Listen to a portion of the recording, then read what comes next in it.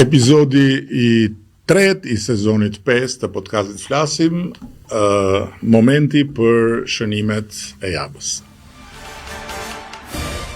Kjo javë ka qenë një javë intensive, por është dominuar nga energjia e projekteve të reja.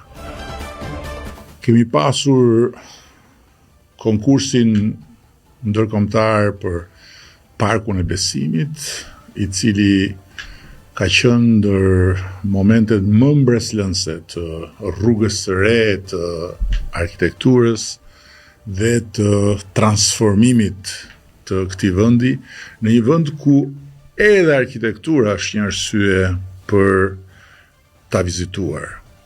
12 finalist, emra ndër më të njohurit në skenën e arkitekturës, të urbanistikës, të peizazhistikës ndërkombëtare janë përballur në një ish kazerm në afërsitë Petrelës, ku po rilind një hapësirë fal një mjeshtit madh siç është arkitekti japonez Kengo Kuma, e cila do t'i vihet në dispozicion artit dhe kulturës.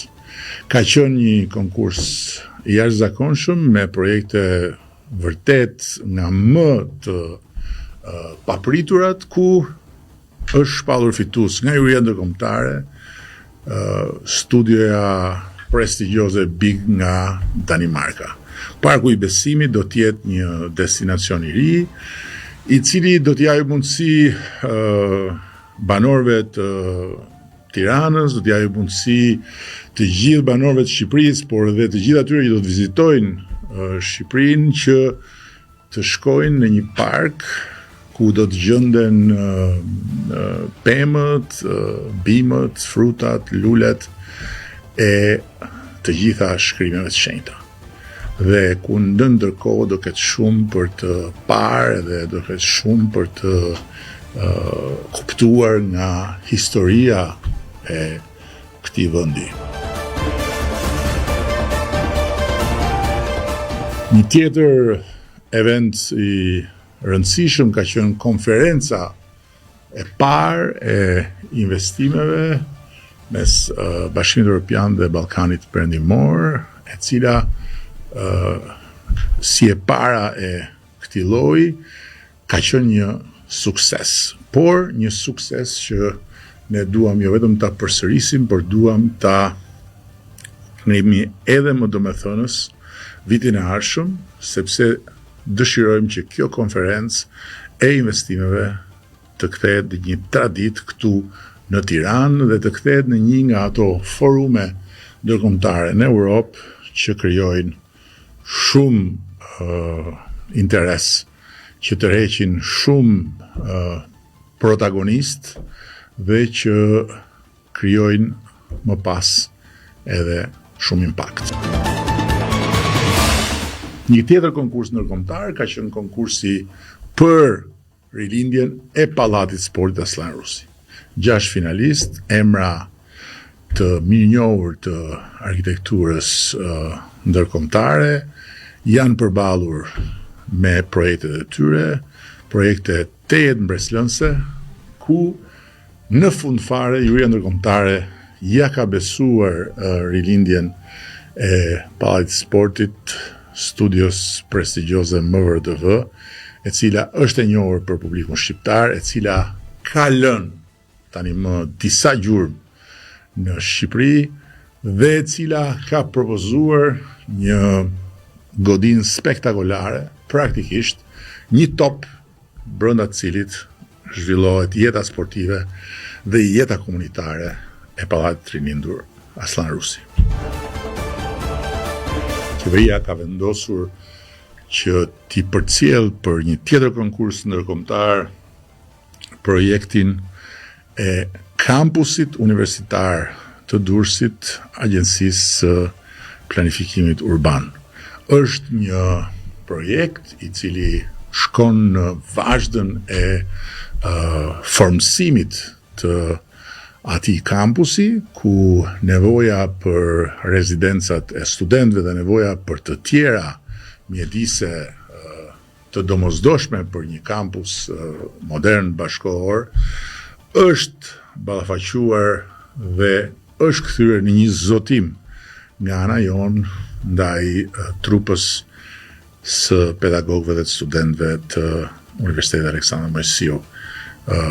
Projekti do të jetë hapi i parë dhe pastaj do të vazhdojmë me realizimin e tij.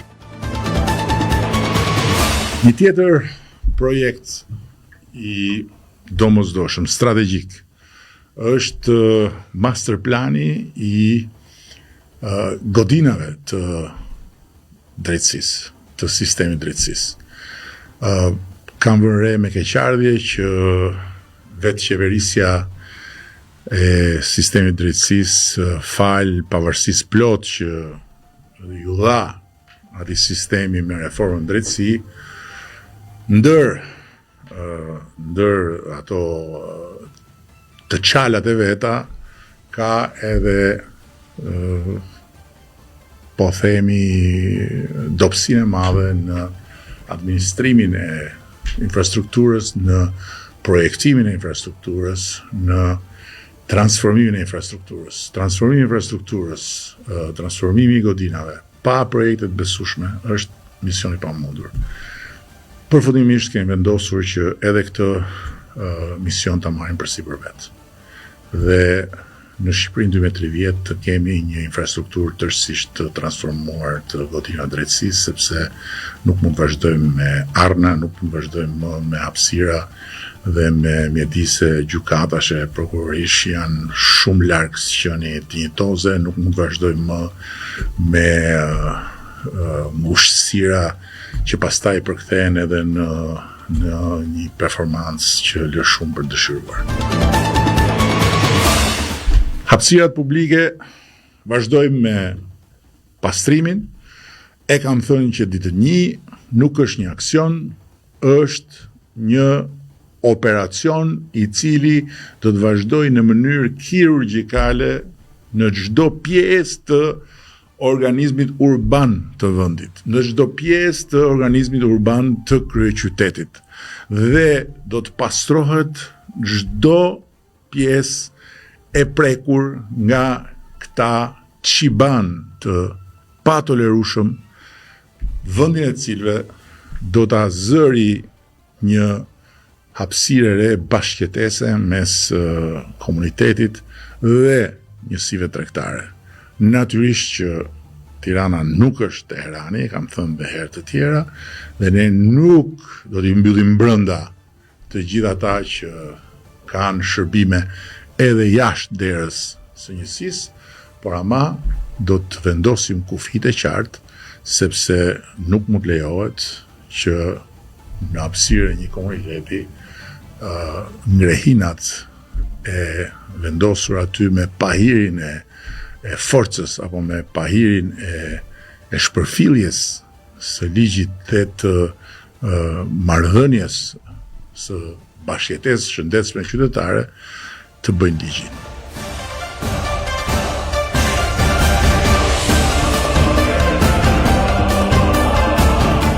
Dhe tani është radha e të ftuarve të episodit të tretë të sezonit 5 të podcastit Flasim. Kam këtu në tryezën e podcastit 2 bashkëvuajtës, i dashur dhe e dashur, burr dhe grua, dhe një të tretë që është bashkëpunëtorja e tyre. Është fjala për Linditën, bashkëpunëtorja, Eriseldën, bashkëvuajtësja, dhe Marsili, bashkëvuajtësi. Ndryshe, ty do të rasin Çeço. Shkurtimisht. Biçakun ku e ke? Në xhep. Në xhep e ke biçakun? Aty e mbaj. Mos më dhurot të nxirre se s'ke çan nxjerr pse. Nuk e mbajmë këtu. Po mirë, ke lënë xhepin jashtë, kur e brenda. Atëherë juve jeni përkushtuar mikrobiologjisë, jeni përkushtuar farmacisë, infermierisë dhe keni në informacionin tim një laborator shumë të suksesshëm, që është edhe arsyeja e ftesës se unë kam shumë dëshirë që t'i bëj dhe pak publicitet ose reklam, si që i them unë, njerëzve të punës, njerëzve që nuk dalin në për portale, në për ekrane dhe që së dëgjohet zëri, por që ndërkohë janë themelet e këtij vendi dhe të ndryshimit dhe të rritjes ekonomike dhe të gjithë suksesit që ka ky vend. Ndërkohë që unë do ju bëj disa pyetje për t'ju nxitur, por ju jeni të mirëpritur të mos pushoni duke folur për vete. Dhe pastaj me këtë format të ri, pjesën e fundit, unë jam në dispozicion të përgjigjim juve nëse ju keni pyetje për mua jo me zor. Tani dilema ime që po e zgjas dhe hyrjen është nga duhet ta filloj. Cili ose cila është këtu arsyeja pse ka lindur ky projekt dhe si ju e keni arritur të bëheni edhe një pikë tërheqëse për radarët e podcastit. Kush ka pasur idenë i pari? Ti? Jemi bashkërisht në këtë ide. Unë prej 2009-s kam hapur laboratorin me disa drejtime në fushën e studimit. E para ishte mikrobiologjia dhe një laborator që t'i shërbente njerëzve. Por vija nga një background ku kisha studiuar kimin organike. Kisha studiuar edhe biokimin, më tej pastaj bëra edhe pak mikrobiologji e më pak pastaj mjedisin. Gjitha këto të bëra bashk me 2 eksperienca me të huaj, me një organizat për ushqimin që quhej Adama dhe një organizat tjetër për agrikulturën që ishte Çefa, më mblodhën të gjitha dhe thash, okay, unë e mora këtë laborator, po sikur studioj dhe bimët aromatike medicinale. Dhe pikërisht këtu filloi. Ne i studiuam këto bimë deri në 2018 brenda laboratorit tim, në mënyrë paralele. Dhe po shikoja që kishim shumë mangësi. Starti filloi nga studimet e para të bëra nga një profesor i nderuar që më lejoni ta përmend emrin, ai nuk jeton më, quhet Uran Aslani, i cili ka vënë në pamje të parë në botë të gjithë ekstraktet tona dhe kryesisht rebelën. Ndërkohë kur ne në florën tonë kemi 2300 lloje në florën shqiptare deri në 2600 thon studimet, por në fakt aktualisht janë 330-400. Nga gjithë të bimë, 140 bimë janë të certifikuara për të përdorur në farmaceutik. Dhe ky sipas studimeve që bën Instituti i Farmakologjisë pranë Akademisë së Shkencave. Unë them që janë shumë pak. Mendojmë që kemi kaq shumë bimë që kanë kaq shumë vlerë, janë shumë pak. Dhe hedh sytë në studimet e tregut që si hecin ekstraktet, filloj dhe them, po mirë, nuk është që naftë që ne mos i ekstraktojmë këto bimë, dhe kjo ka filluar fiks në 2019 unë mora një linjë pilot. Sepse mund ta thosha këtë gjë, mund t'ja thosha Marsildit, mund t'ja thosha kujdo, po s'ma besoni se ku është produkti. Kur mora këtë linjën pilot, fillova të ekstraktoj dhe arrita ke 60. Në 2020 takoj Marsildin. Dhe i them, Marsild, të shoh që e djali mirë, e të pëlqen shumë farmacin, po të shmërzit banaku, sepse nuk donte më të shiste produkte. Dhe i them, Marsild, të bëjmë gjërat bukura bashk, dhe që nga ajo kohë kemi lënë shpesh takime, flasim si ta bëjmë këtë, si ta ngrem këtë.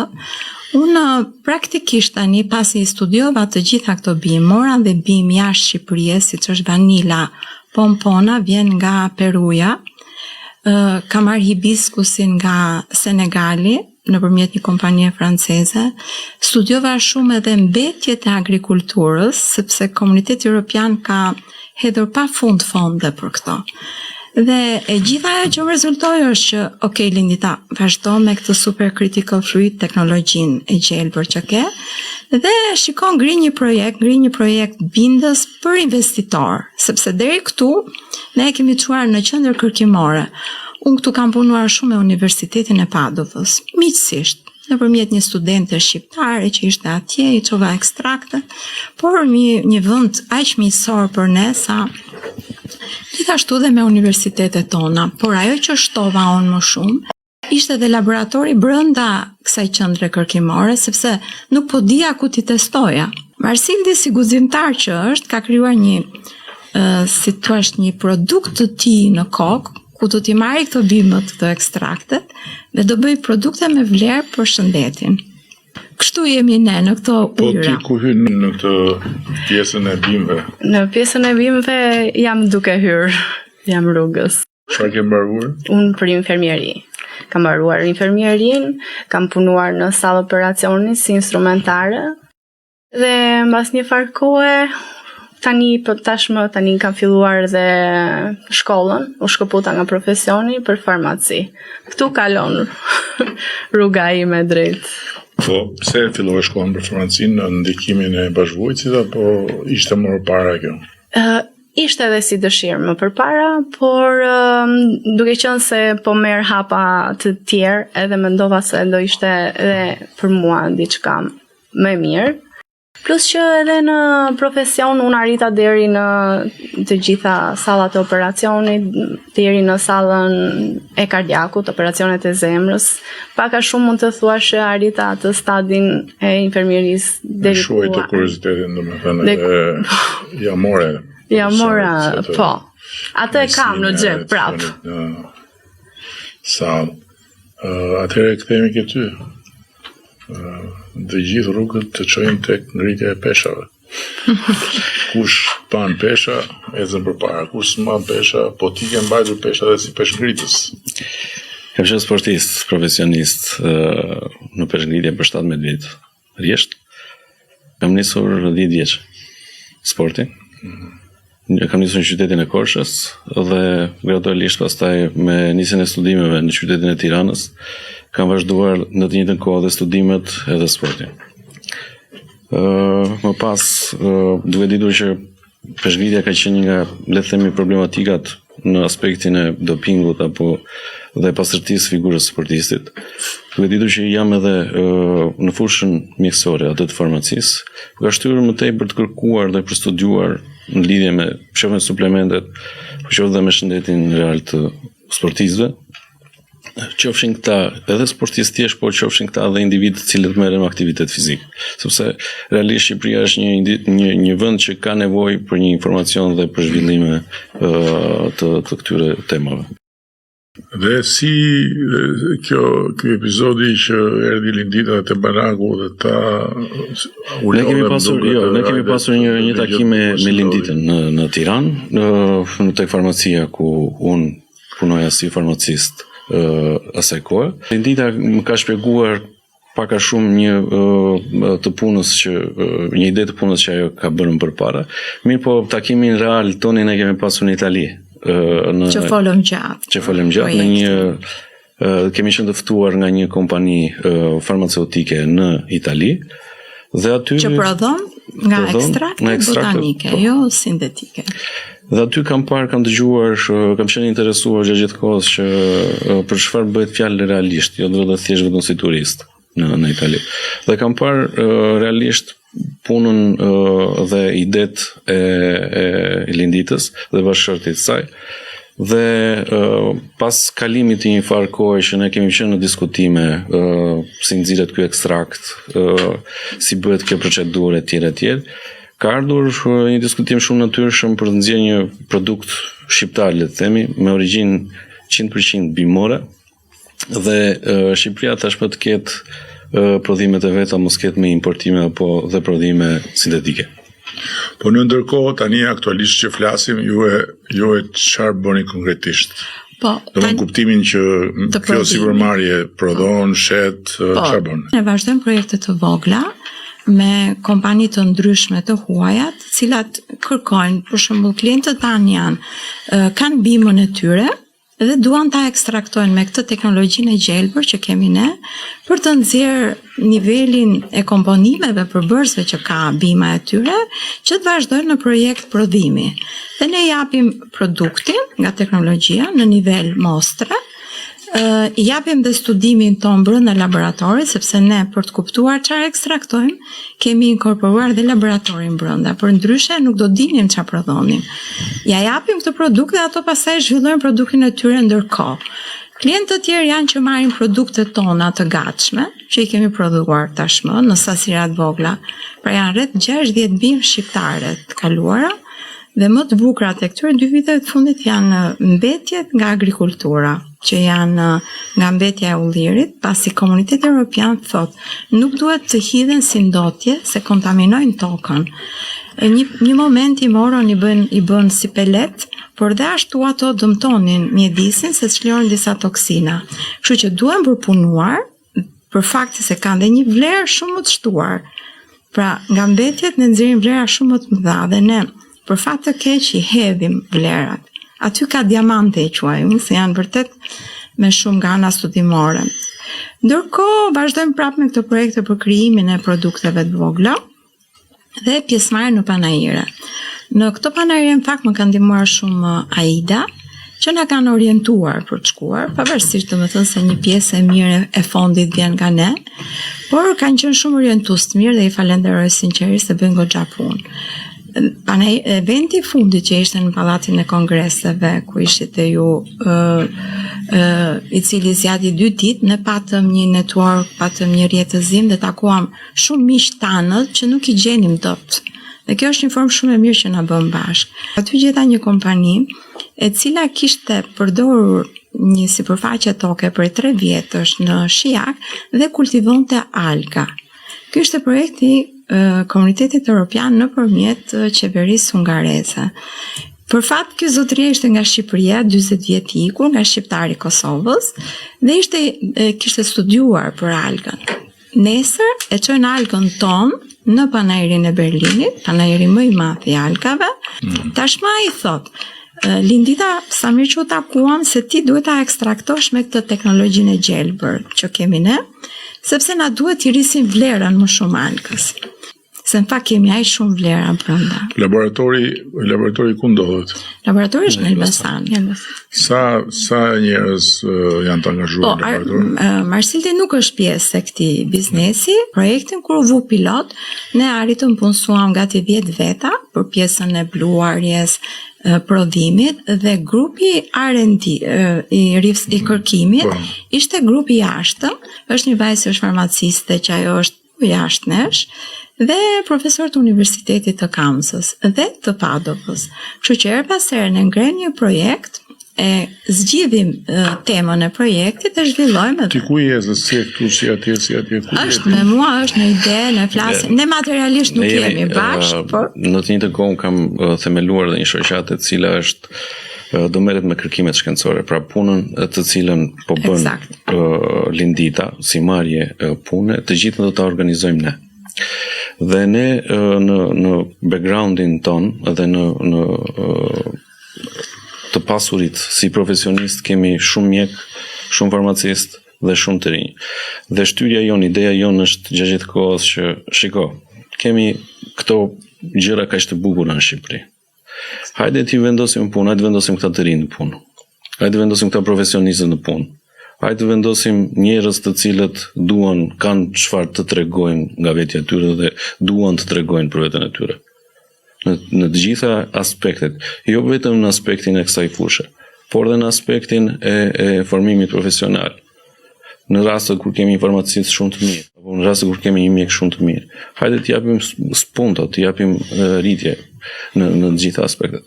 Ne do merremi edhe me organizimin e konferencave shkencore, por dhe studimet që jemi këtu në lidhje pika e përbashkët midis çështjen e studimit, ku do angazhohen jo vetëm student, por dhe të rinj të cilët e gjejnë veten në këto fusha. Tani ekstraktet që ju nxjini, çfarë bëni me to pastaj?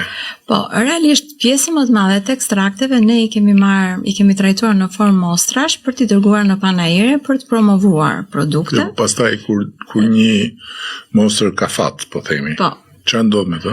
Sa po mostra të tilla kanë patur fakt, është kërkuar kapaciteti i prodhimit. Gjë që ne për momentin nuk e kemi sepse linja jon pilot është jo konkurruese në çmim, është e vogël. Por ky projekti që kemi marrë që mendojmë ta fitojmë në Horizon, shpresojmë që do na rrisi kapacitetet. Dhe ajo që mua më nxit më shumë është sepse duan bimë shqiptare. Në momentin kur rritet kapaciteti dhe mundësia për të prodhuar sasira bëhet reale, çfarë sjell kjo si zgjerim pastaj në aspektin ekonomik? Po, atëherë sipas gjithë raporteve që ka bërë Komuniteti Evropian, se unë përpiqem t'i ndjek, deri në 2023 prodhimi i ekstrakteve do të rritet 10.6%. Dhe kjo do të thotë që të rritet kaq shumë prodhimi, unë do të dua fermerët e mi nga Shqipëria të kultivojnë këto bimë. Dhe vlera sot për shembull sherebela shitet me 5 euro. Ndërkohë e marrin Gjermanë. Po, se shezin kështu si. Po. Ndërkohë, në qoftë se unë sherebelën e marr ekstra, shkon 500 euro minimumi. Kur ta marri pastaj Marsildi sherebelën dhe ta fusi ka i brendi ti që quhet Achillea, vlera e produktit shkon 1.6, për Marsildi het 1 euro dhe do fitoj 6 euro. ROI që të kthimi i paras. Kështu që unë e shikoj, kush fiton këtu? Fermeri që do kultivoj sherebelën. Ekstraktimi dhe produkti fundor dhe në fund mendoj që rrisin brend shqiptar. Përveç kësaj ne kemi dhe bimë me porosi, por shumë është një kompani shumë e madhe në Treviso të Italisë, jo për mua është model ajo zonë e Venetos, ato kërkojnë Arnica montana. Për fatin tonë të mirë dikur e kemi kultivuar, tashti jo. Por minimalisht Arnica montana sot që flasim shitet me 160 euro në Ukrainë. Kilja e thatë. Në Maqedonin tonë afër shitet 260 euro, në Shqipëri nuk e kultivojnë. Ndërkohë që po ta prodhojnë, nuk i kushton më shumë se 40 euro kilja. E gjithë procesi. Sikur fermerët tonë ta kultivojnë këtë, tregu është gati e kërkon. Ta kultivojnë këtë, e kanë të shitur. E marru, ja çoj tregut, Marsildi zhvillon brendet, po e marr kështu po e thjeshtoj, domethënë ose po e personalizoj, po që nuk është vetëm Arnica, është hopsi që bëhet bira, por e shumë produkte të tjera. Nëse për shembull ti dhe ishe në vendin tim dhe nëse ju do kishit qeverinë në dorë, çfarë do bënit më shumë për këtë? Po, atëherë, kemi shumë toka bosh. Pa fund dhe shumë afër nga Elbasani, shumë afër nga qendra e Shqipërisë. Të gjitha ato toka bosh kanë shumë shtëpi rreth e rrotull, që janë braktisura. Të gjitha ato shtëpi, sikur t'i ftojmë, t'i themi, mbille këtë farën se ta japim ne. Sepse ne jemi teknikët, jo unë, teknikët e farave, të mbillet fara ashtu se e kërkon klienti jonë. Rasti po themi në Itali. Atëherë produkti është shumë i sigurt, pse? Sepse bimët aromatike medicinale janë shumë rezistente, nuk janë bimë lastica, siç janë qepa, domatja, patatja, molla, sepse rriten në gjendje. Ato janë ato s'kan shumë nevojë për. Dhe është e sigurt prodhimi në fund, është e sigurt. Në fund të sezonit, kjo familje do t'i marri lekët sepse do t'i marri kompania që kërkon produktin. Pra unë lidh kontratë me ata në panajire, një panajir do jetë tani Dubai, dhe fermeri e ka gati tokën dhe i bie. E gjithë zona e Elbasanit, Polisi, pa fund që unë i shkoj çdo javë. Po dhe këto bimë nuk kanë nevojë dhe për në i tokë kështu të dua dhe tokat e egra, toga sabje quhen që jetuj. Dhe unë këtë do bëja. Dhe çfarë do bëja gjë tjetër? Do t'i thosha gjithë shkollave gjimnaz të ndrojnë kurrikulat dhe të fusin anën teknike. Pse? Na duhen patjetër djemë dhe vajza të rinj që t'i kuptojnë bimët. Prandaj unë kam zgjedh Marsildi, që Marsild me këtë grupin që ke me specialist të mjekësisë, të farmacisë, të lutem studioj këto bimët, edhe 140 janë dhe goxha të tjera të pastudiuara, të lutem, se unë u lodha duke kërkuar grupe, është e lodhshme për mua t'i gjej. Marsildi tani i bën bashk. Dhe këto të rinj të motivohen aq shumë në shkolla duke mësuar për bimët, për efektet e tyre, është edhe kreative, është i çon më afër natyrës, për mënyrën se si testohen, laboratori është një vend aq i bukur sa i bën mirë njerëzve. për mënyrën se si ruajmë standardet, se po flasim që do hymë në Europë dhe Europa kërkon produkte të standardizuara. Dhe kjo kërkon specialistë të cilët të dinë të mbajnë standardin. Standard do të thotë ta kodojnë bimën deri te produkti fundor, të lidhin zinxhirin. Dhe këto bëhen shumë thjesht kur fëmijët janë të vegjël. Edhe në shkollë fillore fillohet ky koncepti. Dikur kur unë kam qenë e vogël bënim orën e botanikës. Dhe tani të filloj kjo edukimi, të ndrohen kurrikulat, mos mësojmë në për gjimnaze gjëra abstrakte. Duke dalë nga gjimnazi me dije ose shkolla teknike, kalojmë drejtë në universitete edhe aty pastaj konsolidohen këto të rinj.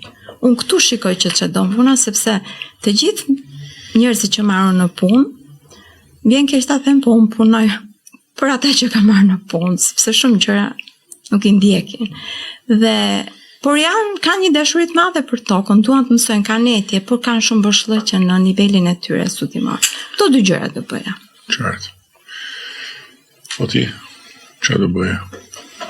Në këtë pjesën si farmacist tash? Jo, në qoftë se do t'ishe ndorë qeverinë, që do bëja? Për te këtyre që tha Lindita, apo këto mjaftojnë për këtë pjesë? Për këtë pjesë, po është fushaj Linditës.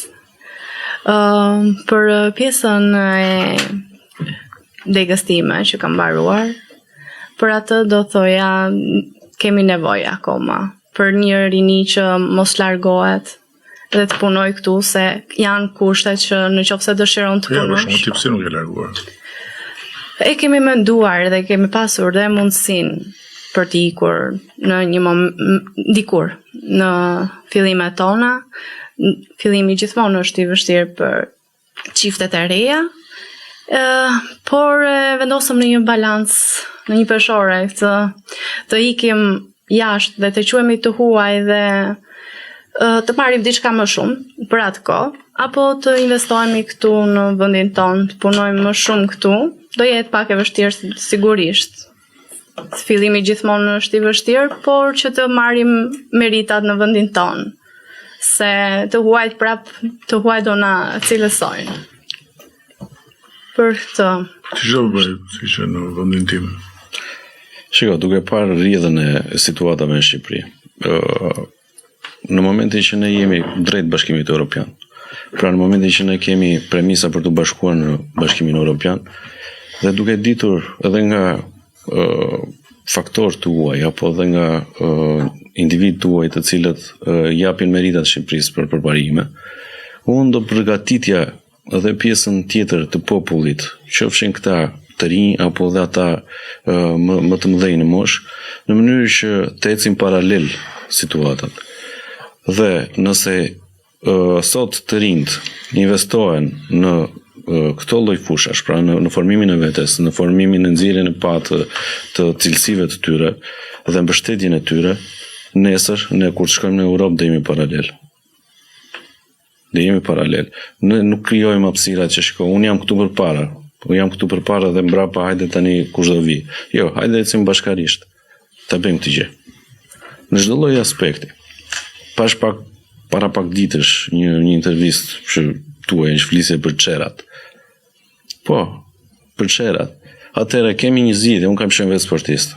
Edhe di që sporti është disiplinë. Atëherë nëse nuk kemi fushën mjekësisë, nuk kemi fushën e këtyre që ne po flasim, kemi sportin. Si do bëjmë të mundun e angazhimin e këtyre të rinjve që këtë energji të shpenzojnë sport? Edhe krijohet edhe disiplina, krijohet e kultura. Dhe si mund të bëjmë që nesër të bëjmë përshtatjen që nga student me tregun real të punës. Sot flas si farmacist, nëse flas sot si farmacist, ne akoma në kurrikulat tona bëjmë lëndë kimike të vjetra. Sot shkenca ka evoluar, teknologjia ka evoluar. Hajde t'i fusim këto në treg. Hajde t'i fusim që të mësojnë. Të mësojnë të gjithë që kur të dalin në tregun e punës mos din ku t'jenë dhe mos din çfarë të zgjedhin. Të ri këtu unë apo ti ki jashtë. Bëra mi që zgjodha këtë apo bëra ki që zgjodha këtë. Dhe në këtë lloj aspekti mendoj që në këtë iniciativë që unë kam marrë së bashku me një grup shumë të mirë shumë të mirë profesionistësh, qofshin këta mjek, farmacist, studius, pedagog, të gjithë i kam mbledhur në një grup të vetëm dhe të gjithë ndajmë një ide. Hajde ta bëjmë si punë. Pra jemi lodhur nga këto idet, vëm në një konferencë, dëgjojmë dy gjëra, bëjmë sikur mësuam edhe t'ikim. Vëm në një event të bëjmë sikur u tha diçka dhe sikur u mësua dhe diçka dhe t'ikim. Jo, hajde, flasim në terma konkret. Me të gjithë. Edhe në sport, edhe në shëndetësi, edhe kudo. Kjo është ideja ime. Dua që atë zgjedhje që ne kemi bërë, që të qëndrojmë në Shqipëri, okej, le ta bëjnë edhe të tjerë, mos e mendojnë si alternativë largimi, po të investojnë këtu. Me çdo të ri farmacist që unë kam kontakt, këtë i them, punoni për vete. Mos punoni as për kompaninë, mos punoni as për një njeri, po punoni të formoni veten tuaj. Dhe në momentin që ju keni formuar veten tuaj, jeni të sigurt që nesër do t'ju kthehet diçka. Në çfarë do lloj aspekti. Pra nëse ti sot investohesh për të mësuar dhe për të edukuar dhe për të formuar veten tënde, dije që nesër do pikasesh diku për të tërhequr dhe për të promovuar. Dëshira ime është jashtëzakonisht shumë e madhe dhe për të formuar dhe për ta mbajtur të grup. Duke ditur që nga gjitha dhe me linditën dhe me pedagogët, ish pedagogët e mi, dhe me përfaqësues të institucioneve të ndryshme, qofshin këto dhe federata sportive etj. Ju kam shprehur të njëjtën qëndrim, që hajde bëjmë punë. A mund të shtoj diçka unë në lidhje me Marsildin? Pse unë nuk i ndava syt nga Marsildi? Pashte Marsildi një ndjenjë kështu zemrimi pak për produktet që janë në treg dhe më tha Lindit, a ke një ekstrakt që ta fusim ke suplementet e sportistëve që t'jetë e pastër sepse historitë që tregon Marsildi dhe ka bërë disa trajnime, shumë sportistë kur përdorin suplemente, as nuk e din, edhe u dalin dhe substanca dhe u rrezikohet karriera. Dhe këtu më pëlqeu shumë Marsildi, thash bravo Marsildi. Dhe kur i thola që shikon e mund t'i zëvendësoj me këto, ai e ka ëndrrën të bëj suplemente për sportin dhe specifikisht t'i ndihmojmë të gjithë njerëzit nga këto substanca që nuk e din. Dhe tamam u prishet karriera. Marsildi më duket ka qenë në një gjyq të tillë. Rasti fundit isha i thirrur nga gjykata arbitrazhi sportiv në Zvicër, ku mbroja një nga sportistët shqiptar në lidhje me dopingun si proces. Kam bërë një punë jashtëzakonisht shumë të fortë dhe të gjatë në kohë, dhe aty jam përballur dhe me babain e laboratorit të dopingut, Martial Saugi, i cili nga diskutimet që ne kishim në atë seancë ndanin pothuajse të njëjtat ide. Shiko, sot bota po evolon, shkenca po evolon. Atëre, zgjidhjet, kush janë zgjidhjet më të mira, le të bëhen këto zgjidhje të cilat ne kemi diskutuar, ose nëse ka diçka që mund të japi trajneri, farmacisti, mjeku, etj, të jetë një zgjidhje dur. Për këtë punë kemi dhe po punojmë shumë fort që vitin e ardhshëm ne kemi të vendosur bashkë me stafin do organizohet konferenca e parë europiane që do ketë edhe si piknisje Shqipërinë dhe pastaj në varësi të ecurisë do ketë vazhdimsinë. Konferenca e parë e cila është mirënjohja e komplet stafit mjekësor, mjek, infermier, farmacist, fizioterapist me listën antidoping dhe si do të bëjmë ne parandalimin e tyre për të edukuar të rinjt. Duke ditur që Agjencia Internacionale e Testimit ka këtë si parim, unë jam i certifikuar nga ata, dua që këtë gjë ta nisem në Shqipëri dhe pse jo ta shpërthejmë në gjithë Europën. Është një piknisje shumë e mirë mendoj. Okej, shumë bukur. Tani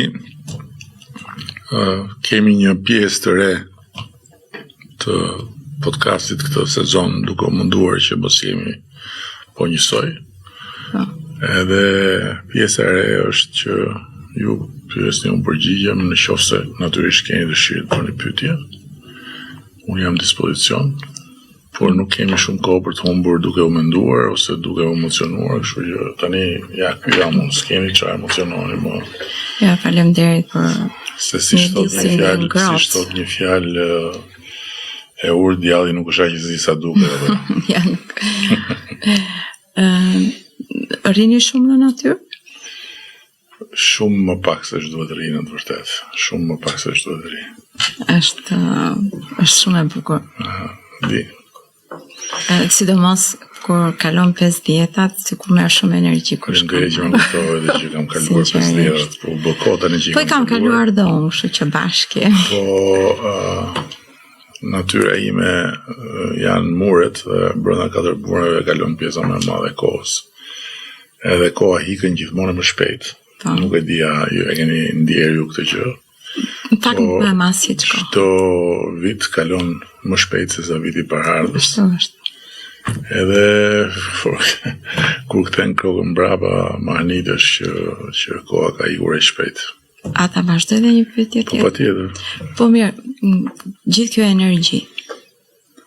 A keni thënë ndonjëherë që do ta le, u lodha, do bëj atë gjën e bukur, se unë ndonjëherë fleme them jo, se dhe unë lodhem shumë në të fushë që është e vështirë e re, në mëngjes them po, të vazhdoj, nuk do iki.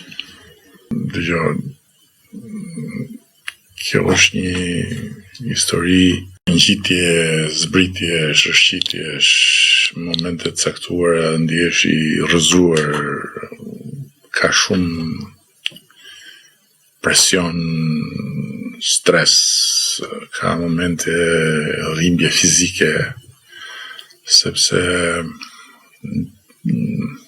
është shumë e vështirë, besoj unë, ose ndoshta është dhe e pamundur për ditë që t'ja të shpjegosh dikujt që kur arrin në maj je vetëm. Dhe pavarësisht se sigurisht nuk je vetëm në kuptimin fizik të fjalës, sepse i ke disa njerëz, ke dikë që ke shumë afër, siç kam unë për shembull gjysmën time më të mirë, ose ke disa njerëz që, por në fund kur duhet marrësh një vendim je vetëm, se ti do ta marrësh, ti do ta përballësh dhe ti do përballësh me pasojat ose me ato të papriturat që mund të sjellë një vendim. Dhe kjo është një punë, vendime është panumërta në ditë, se janë vendime që nga vendimet më të shpejta, më të vogla ndukje, por që nuk është për ty mund të jetë vendim shumë i vogël, por për dikë që ka një problem personal, është një moment shumë i rëndësishëm i jetës vet. Dhe ti duhet dish thuash jo. Por kur thua jo, sigurisht që do marrësh përsipër edhe energji negative të dikujt që s'ta kupton atë jon ose të tjerë. Dhe patjetër që në moment caktuara mund të vit plasësh edhe në moment caktuara mund të ketë ardhur që them. Por ajo që kam vënë re është që ajo lëre këtë punë është si përfaqësore. Pra nuk si e mirë me vete. Jo, është si përfaqësore, nuk vjen nga shumë thellë. Domethënë është një akumulim që të vjen një moment edhe thua, por që ta kem insistuese jo. Se në momentin kur fillon bëhet insistuese, atëherë ti duhet kuptosh që ka mbaruar zjarri. Dhe në momentin që zjarri ka mbaruar ose është duke ulur, aty në atë moment duhet të thuash do energji ta ndezësh. Deri këtu isha, jo se ndezë. Por mua zjarri nuk më ka dhënë shenja rënje. Dhe nga ana tjetër është eksperienca që fiton edhe dijet që merr të ndihmojnë shumë që të menaxhosh situatat me më pak konsum energjie dhe me më shumë efikasitet. Atëherë, unë do të bëja një pyetje në përgjithësi, sepse duke ditur që ndjek realitetin shqiptar dhe vi nga prekja e realitetit shqiptar. A do të kishim ne realisht një mbështetje nga qeveria dhe çdo i ri, jo vetëm unë, çdo i ri i cili mund të vi dhe të thotë, shiko, kam këtë projekt, e kam këtë ide. Është e gatshme qeveria shqiptare që t'i japi mbështetjen totale një individi, pa pasur nevojë të flas me dikë apo të flas me këtu, të vi direkt ty. Shko, ne për vërtetës kemi mbështetur shumë individ ose sipërmarrje me projekte. Dhe shumë nga gjërat që kanë ndodhur në kuptimin pozitiv kanë brenda dhe mbështetjen e qeverisë përmes strukturave të veta. Natyrisht që nuk është asnjëherë mjaft, por sigurisht që unë besoj që kush ka ambicien të mjaftueshme për të mos u dorëzuar përpara parashikimeve, se të thua që më leses nuk do më marrë njëri parasysh të gjë, ose është e kotë se nuk kam për të vlerësuar, ose qatë shkoj të trokas kur do ma mbyllin derën se ata ndërkohë i kanë bërë planet e tyre. Kjo është në fakt të dorëzohesh para parashikimeve, jo të dorëzohesh përpara fakteve. Pra kush ka ambicien që përballet për ta çuar para një projekt vetin, sot ka plot rrugë për t'ia dalë, sepse qeveria është vetëm një derë, por janë të panumërta dyert e institucioneve tjera, e partnerëve të huaj, programet e Bashkimit Evropian. Do vetëm Horizoni që u përmend tu është një super program që as kalon fare nga qeveria, është një program me akses për të gjithë. I aksesueshëm nga kushdo dhe i aksesueshëm në radhë parë nga universiteti. Dhe partneriteti me universitetin, pra i dikujt që ka, për shembull në rastin konkret, kjo lëndë për cilën folëm është një lëndë që ka brenda kërkimin shkencor, ka brenda eksperimentin, ka brenda laboratorin. Atëherë mjafton që të kesh një aleancë me trupën përkatëse, me pedagogët përkatës, të kesh edhe kapacitetin të shkruash mirë një projekt, dhe patjetër që shanset që ta marrësh atë projekt janë shumë të mëdha. Po nëse nuk do të marrësh herën e parë, do të marrësh herën e dytë. Po unë kam pasur disa raste me të rinj që se çojnë mesazhe pafund dhe i them konkuro. Po. Konkuro. Po konkuro pra se kemi me konkurs futje në administratën publike. Se administrata është ndarë në dy pjesë, shërbimi civil është edhe pjesa tjetër që është me kod pune. Shërbimi civil është me konkurs. Dhe në një rast, me një vajzë, ajo konkuronte dhe humbte. Edhe më çonte mua. Edhe asnjëherë nuk e pranonte rezultatin. I thosha unë nuk të bind dot ty që të pranosh rezultatin. Po, e vetmja gjë që them është që mos u dorëzo. Dhe ka fituar në konkursin e 9. Dhe në konkursin e 9 kur fitoi më falenderoi pastaj. Se i thosha, po mirë, dakord, nëse këto janë të përgatitura, këto konkurse, nëse këto janë të përgatitura, janë ndeshje e shitur, pse 1/3 e tyre dalin pa fitus? Se s'merret asnjëri pikët e nevojshme. Atëherë, do të thonë që hapësirat janë. Fitoi, dhe pastaj më çoi një ashtu gjatë, unë sta harroje se ishte shkollë në vete, se mësova shumë, se kur mendoj veten time në konkursin e parë, them si ka mundësi që unë se kuptoja që nuk isha mjaftueshëm përgatitur etj. Pra, kjo është betejë dhe për më tepër pastaj mendosh që kjo betejë është më e lehtë ose është më e butë kur shkon jashtë, pastaj kjo është komplet gabim, sepse jashtë është edhe më e vështirë, është edhe më e egër. Dhe jashtë ka vetëm një gjë, arsyeja pse në një pjesë më të rasteve shqiptarët bëjnë sukses ose ja dalin jashtë. Është se jashtë nuk kanë fare as kushuri, as parti, as krushqi, as komshi që të kërkojnë edhe o duhet të shkojnë të përballen ose duhet të kthehen mbrapsht ose duhet të Punëtojnësa vdesin. Dhe këtë e përballojnë me shumë grind. Kurse këtu, kush nuk ka grindën e mjaftueshme, sigurisht që përballet pastaj me lloj situatash. Nuk është e lehtë, nuk po them, por që unë për shembull këtu i mora shënimet e mia dhe shënova 3 persona që do t'i kontaktoj mbas podcastit dhe do t'i them që takohen me Linditën për të parë se si mund ta zhvillojmë më tutje këtë gjë. Dhe me këtë rast duhet të them edhe gjë tjetër se Lind her pas here pyetën se më bëjnë mua pyetjen po si ku i gjen këta njerëz që fton.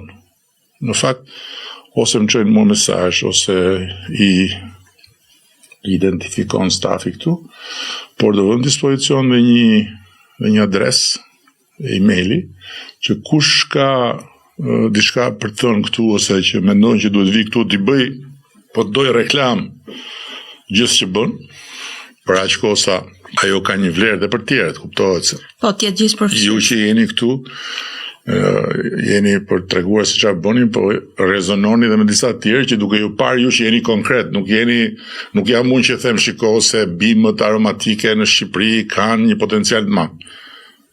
Jeni ju që merrni me të punë që e thoni dhe e bëni, atëherë thjesht duhet të çoj një email dhe ne do bëjmë vlerësimin. Ti keni pyetje për mua? Jo. Do ju pyesja në fakt. Më pyet. Me që unë jam e re në fushën e farmacisë. Dhe a ka qeveria një plan për pjesën e kësaj fushës, se shikojmë që janë gjithandej farmaci të hapura për një terren të sigurt, që ne të rinj kur të dalim të kemi një hapësirë tonë. Një plan për gjitha. Normalisht, qeveria s'mund mos ketë plan për një fushë caktuar, me teori fushë si kjo, por planet ecin me ritme të ndryshme dhe kanë fazat e tyre të maturimit, po themi të pjekurisë tyre dhe të impaktit tyre, sepse nuk mjafton vetëm ta dish se çfarë duhet bësh. Nuk mjafton as vetëm ta duash ta bësh një gjë, por duhet që edhe disa kushte të tjera të jenë pjekur që gjëja të funksionojë. Kështu që patjetër që e kemi dhe kjo është i betejë e përditshme, sepse nëse ka diçka që ne na ka munguar thellësisht tërësisht në historinë tonë, ka qenë kompleksi ose arkitektura institucionale e vendit dhe raporti jo personal, jo farefisnor, jo i interesit të lidhur me një grup apo me një tjetër, me institucionet i qytetarëve. Dhe shteti në kuptimin jo personal, pra makineria autobusi që merr dhe çon në stacion sipas fushave, sipas nevojave, sipas të drejtave dhe lirive të njerëzve, të gjithë nuk ka ekzistuar. E kemi pas shtetin në një fazë shumë të shkurtër të historisë, por ishte një shtet që funksiononte mbi bazën e një qëllimi dhe të një makine që ishte e vendosur jo në funksion të lirive dhe drejtave të njerëzve. Kështu që ajo nuk na ka shërbyer dot si traditë. Dhe tu është pjesa më sfiduese që kërkon durim, kërkon kohë, kërkon përpjekje. Është proces i gjatë. Po është proces i gjatë, po do durim shumë të madh dhe natyrisht që durimi është malli më i pa gjetshëm në këtë treg. Dhe për hir të vërtetës nuk mundi vësh faj askujt që s'ka durim, po që i do gjëra tani, patjetër sot e tjerë. Ju falenderoj shumë edhe për pyetjet edhe për përgjigjet edhe për çfarë më treguat. Desha të sjell pak natyrën këtu. Ky është një hibiskus, është bima e hibiskut që vjen nga Senegali, po është në formë çaji. Në fakt kjo është një aspirin natyrale. Këtu janë dhe disa bimë të tjera. Shpresoj që ju do të ngjeni në natyrë, do dilni në natyrë, kjo është një melisa. Ti do që më dalë dhe të gjej këto dhe ti paketoj. Jo, të shikoni se kap do të nivel. Energjizojnë, kjo është një bimë tjetër. Po këto tani në rastin konkret, këto pijen në formë çaji. Pijen në formë çaji. Janë një vakt. Nëse nuk hani dot, këto janë vakte. Kafein free, po për mua që pi shumë kafe, këto nuk janë Po mirë, mund ta pini edhe nuk kafe, janë po shumë, këto janë për minerale. Kjo është bari blecës dhe kjo, shiko, këto janë energjizues, këto nuk kanë kafein, po kanë dhe elemente të tjerë që i ndihmojnë shumë energjizojnë neokorteksin. këto. Po, dhe ne prandaj jemi duke punuar që Këto janë ato dopingu ligjor. Këto janë fruta të pyllit, këtu është gjithë pylli. Prandaj jemi duke punuar që në mënyrë të tillë që të bëjmë bashkëpunime nga lënda e parë deri në produkti fundor. Të bashkojmë formula kimike të ndryshme të cilat japin një produkt fundor dhe ajo që unë shikoj sot në tregun vendas nga ardhja e turistëve në Shqipëri, duan që të provojnë produkte vendase. Dhe ne kemi problem këtë gjë. I themi shpesh që shiko, kemi këtë po është prodhim italian, kemi edhe këtë po është prodhim. Domethënë këto, me sa shohun këto janë gati, por duan vetëm volum, apo jo? Realisht këto, dikush janë, ne ja kemi marrë ekstraktin këtyre. Këto tash kanë vetëm minerale, se bima ka ekstrakte, ka dhe pjesën Po ekstrakti nuk përdoret? Ekstrakti përdoret, po përdoret lëndë e parë për farmaceutikë. Nuk përdoret domethënë për individët, jo. Kjo është ajo bima, biomasa që ngelet se po që nuk përdoret hidhet. ekstrakti pastaj del me të kuqe ke Jo, po nuk e bën dot, nuk mund ta atresi po trupin. del me të kuqe ke. Ka norma europiane që duhet kaq Nga miligram. Australia mund shkosh të thysh rekord. Po këto janë ato mbetje që prandaj dhe quhet ekonomi rrethore, se këto nuk shkojnë dëm. Pra ne çdo gjë e mbyllim ciklin. Shumë faleminderit. Faleminderit ju. Këta ishin zëdhënësit e bimëve. Edhe uroj dhe shpresoj që së bashku me ta të bëjmë edhe ne pjesën tonë për të rritur këtë komponent në jetën e përditshme ekonomike dhe unë them dhe sociale të vendit. Dhe mirupafshim të dielën e ardhshme.